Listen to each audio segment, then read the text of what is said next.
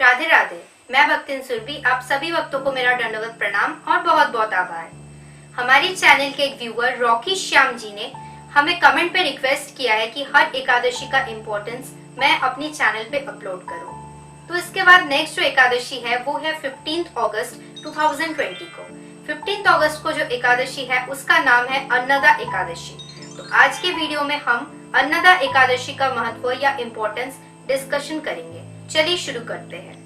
अन्नदा एकादशी को अजा एकादशी भी कहते हैं। ब्रह्म वैवर्त पुराण में अन्नदा एकादशी या फिर अजा एकादशी का वर्णन है। युधिष्ठिर महाराज भगवान श्री कृष्ण से प्रश्न करते हैं, हे जनार्दन, भाद्र महीने के कृष्ण पक्ष के एकादशी का नाम क्या है? कृपया इसका महत्व आप मुझे बताइए। भगवान श्री कृष्ण कहते हैं, हे राजन, इस पाप निवारण पवित्र एकादशी का नाम है अजा एकादशी। जो भी व्यक्ति इस एकादशी को पूर्ण रूप से पालन करता है और भगवान ऋषिकेश का पूजा करता है, वो अपने पापों से मुक्त हो जाता है। यहाँ तक ये भी भगवान श्री कृष्ण ने कहा कि जो भी व्यक्ति अजा एकादशी या फिर अन्नदा एकादशी का महत्व केवल श्रवण भी करता है, वो भी अपने पहले के पापों से मुक्त हो जाता है। प्राचीन काल में हरिश्चंद्र नामक एक सत्यवादी निष्ठापरायण चक्रवर्ती राजा थे। उनके पत्नी का नाम चंद्रमती और उनके बेटे का नाम रोहितस्व था।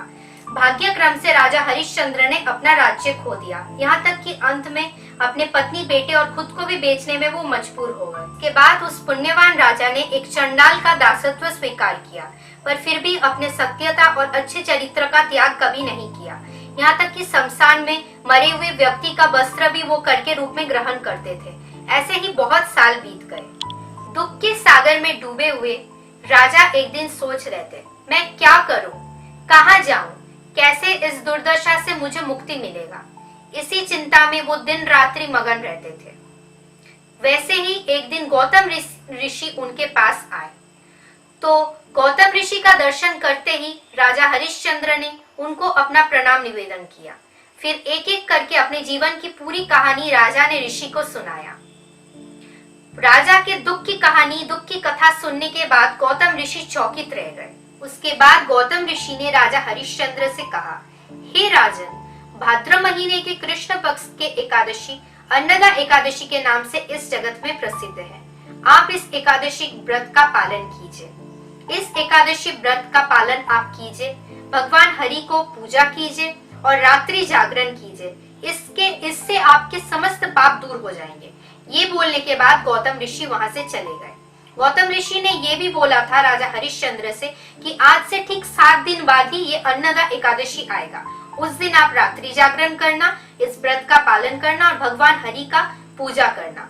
तो गौतम ऋषि ने जैसे कहा था वैसे ही अन्नदा एकादशी के दिन राजा हरिश्चंद्र ने इस व्रत का पालन किया था और श्रद्धा के साथ इस व्रत का पालन किया था। भगवान श्री ऋषिकेश का पूजा किया था और रात्रि जागरण भी किया था। वैसे ही राजा हरिश्चंद्र के समस्त पाप दूर हो गए। अब प्रश्न आ सकता है कि राजा हरिश्चंद्र अत्यंत सत्यवादी निष्ठापरायण राजा थे, तो उन्होंने जब पाप किया ही नहीं था तो फिर पाप कैसे दूर हो गया या पाप का विनाश कैसे हुआ? तो ये भी बहुत समय प्रश्न किया जाता है कि क्यों अच्छे लोगों के साथ हमेशा बुरा होता है। तो इस जन्म में नहीं, किसी एक जन्म में या किसी एक क्षण में हमने कोई पाप किया था तो उसका फल उसी समय हमें भुगतना पड़ेगा, ये नहीं है। हमें किसी भी टाइम, किसी भी समय में हमें उसका फल भुगतना पड़ सकता है। इसलिए वो जो पाप है, अगर हमने कभी गलती से भी कोई पाप किया है तो उसका जो फल है वो तो हमें भुगतना पड़ेगा। पर अगर कोई अन्नदा एकादशी का व्रत पालन करता है, जैसे कि गौतम ऋषि ने राजा हरिश्चंद्र से कहा, तो उनके पापों का जो फल है, उनके जो समस्त पाप है सब विनाश हो जाता है। वो अपने पापों से मुक्ति पाते हैं। तो जो भी व्यक्ति इस व्रत का विधि के साथ पालन करता है उसका बहुत सालों का दुख भोग दूर हो जाता है। जैसे कि राजा हरिश्चंद्र के समस्त दुख दूर हो गए, वो अपने पत्नी को वापस पाए और उनका मरा हुआ पुत्र भी जीवित हो गया। भगवान श्री कृष्ण युधिष्ठिर महाराज से कहते हैं कि जो भी व्यक्ति इस एकादशी का पूर्ण श्रद्धा और निष्ठा के साथ पालन करते हैं उसके जीवन से समस्त पाप और दुख दूर हो जाते हैं और वो श्री हरि चरण लाभ करते हैं और अंत में गोलोक धाम को गमन करते हैं। तो इसलिए अलग अलग एकादशी जो है, अलग अलग उसका महत्व है। ये अन्नदा एकादशी या फिर अजा एकादशी का महत्व है।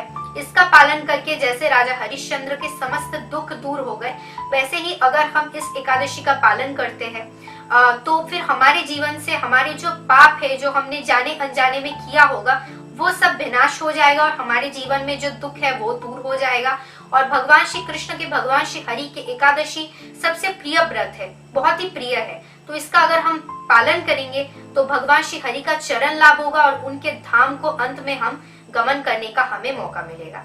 हरे कृष्णा।